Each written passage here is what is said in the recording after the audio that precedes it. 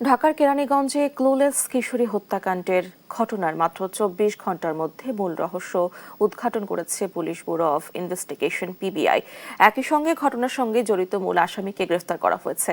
আজ সকালে রাজধানীর উত্তরায় পিবিআই ঢাকা জেলা আয়োজিত কার্যালয়ে এক সংবাদ ব্রিফিংয়ে এসব তথ্য জানান পুলিশ সুপার এম.এন. মোর্শেদ। তিনি বলেন, ঘটনার পর থেকেই কোনো দৃশ্যমান ক্লু না থাকলেও আধুনিক প্রযুক্তি, ডিজিটাল ফরেনসিক বিশ্লেষণ এবং নিবিড় তদন্তের মাধ্যমে মাত্র ২৪ ঘন্টার মধ্যে হত্যার রহস্য উদ্ঘাটন করা সম্ভব হয়েছে। গ্রেপ্তার করার পর সে জিজ্ঞাসাবাদে এক পর্যায়ে সে ঘটনার সাথে সম্পৃক্ততার কথা স্বীকার করে। তার কাছ থেকেই এই ডিসিস্টের ব্যবহৃত রূপার চেইন এবং রূপার ব্রেসলেট উদ্ধার করা হয়। পরবর্তীতে তার শনাক্ত মতে তার বাসার ঘরের গদা থেকে এই ডিসিস্টে ব্যবহৃত 2টা মোবাইল ফোন উদ্ধার করা হয় এবং পরবর্তীতে ঘটনাস্থলের পাশ থেকে এই হত্যাকাণ্ডে ব্যবহৃত চাকু উদ্ধার করা হয়।